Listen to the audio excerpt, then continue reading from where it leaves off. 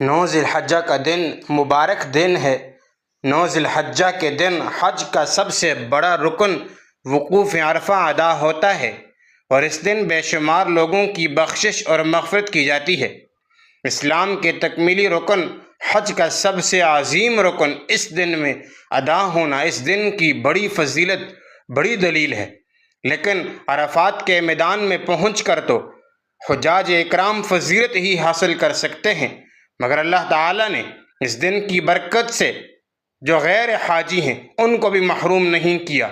اور اس دن روزے کی عظیم الشان فضیلت مقرر کر کے سب کو اس دن کی فضیلت سے اپنی شان کے مطابق مستفید ہونے کا موقع عنایت فرمایا ہے۔ احادیث مبارکہ میں اس کی بہت زیادہ فضیلت آئی ہے۔ نبی صلی اللہ علیہ وآلہ وسلم نے فرمایا کہ کوئی دن ایسا نہیں جس میں اللہ تعالیٰ عرفہ یعنی 9 ذی الحجہ کے دن سے زیادہ بندوں کو جہنم سے نجات دیتے ہوں، اور اللہ تعالیٰ عرفہ کے دن بندوں کے قریب ہوتے ہیں، پھر فخر کے طور پر فرشتوں سے فرماتے ہیں کہ یہ بندہ کیا چاہتا ہے۔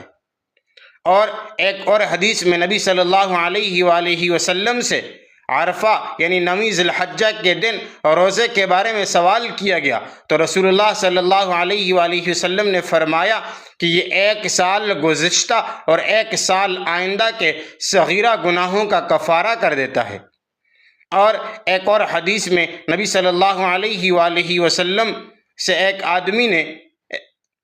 اس کے بارے میں سوال کیا، تو انہوں نے فرمایا کہ ہم رسول اللہ صلی اللہ علیہ وسلم کے ساتھ اس روزے کو 2 سالوں کے روزوں کے برابر شمار کیا کرتے تھے۔ تو یہ بہت فضیلت والا دن ہے۔ اس دن ہمیں